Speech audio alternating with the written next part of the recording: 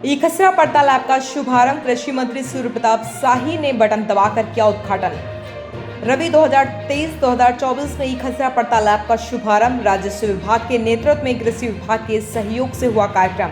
उत्तर प्रदेश कृषि मंत्री प्रताप शाही ने ऐप का किया शुभारंभ। ई खसरा पड़ताल से पता चलेगा कि खेत में किस फसल का क्या उत्पादन, दैवीय आपदाओं से नुकसान की फसल का जल्द हो सकेगा आकलन। कृषि निदेशालय में कृषि मंत्री सूर्य प्रताप शाही ने दी जानकारी। का ये दूसरे चरण का हम लोगों ने आज शुभारंभ किया है।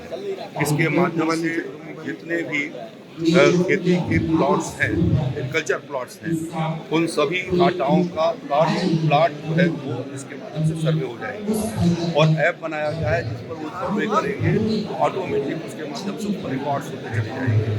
उसे उनकी एरिया का सही पता लग जाएगा, उस खेत के भीतर कौन सी फसल लगी है, यदि 2 फसल लगी है, 3 फसल लगी है तो उसके भी रिकॉर्ड आ जाएंगे, उसके रिकॉर्ड आ जाएंगे।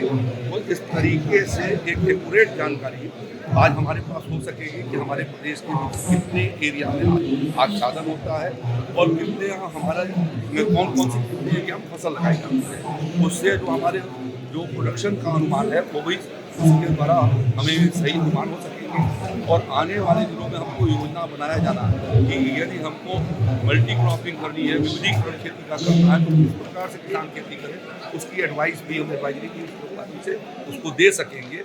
और जो देश के भीतर या राज्य के भीतर जिन चीज़ों की कमियाँ हैं उनको पूरा कराकर उस तरीके के खिलाफ लगाए जाने के लिए किसान को प्रशिक्षित कर सकेंगे।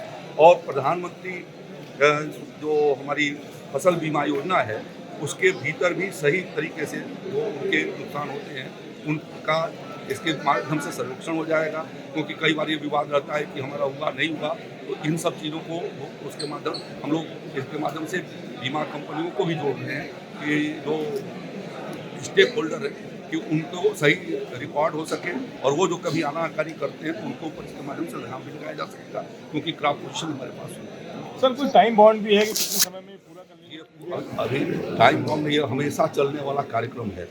इस 2 बार साल भर में होंगे डेटाबेस के लिए हर फसल के भीतर जाएगा। तो अभी हम लोगों ने खरीफ और रबी का शुरू किया है। खरीफ का हमने जो है वो 21 जनपदों में सभी प्लाटों का कराया था और 54 जनपदों के भीतर 10-10 गाँव दिए गए थे उसके राजस्व ग्राम। अभी जो है वो सभी राजस्व ग्राम दिए जा रहे हैं और सभी जनपद दिए जा रहे हैं जिसके भीतर रबी की जो फसल लगी हुई है।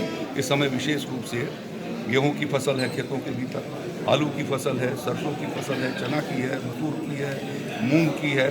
तो इन विविध प्रकार के फसलों का सही डाटा हमारे पास आ सकेगा और किसान का क्या एरिया है, कितने एरिया में बोया है उसकी भी जानकारी हमको मिल सकेगी। दैवीय आपदाओं से किस तरीके से किसानों को लाभ मिलेगा क्योंकि जब एवरेज शुरू हो जाएगा अब जो अनकल्टिवेटेड रह जाएंगे ऑन सोइंग एरिया, तो इससे जब जाएंगे वो अगस्त सितंबर महीने में सर्वे करने के लिए तो पता लग जाएगा।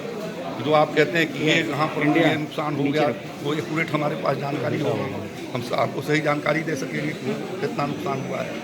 यानी जहाँ पर फसल खराब हो गई है उसका भी जानकारी लग सकेगी।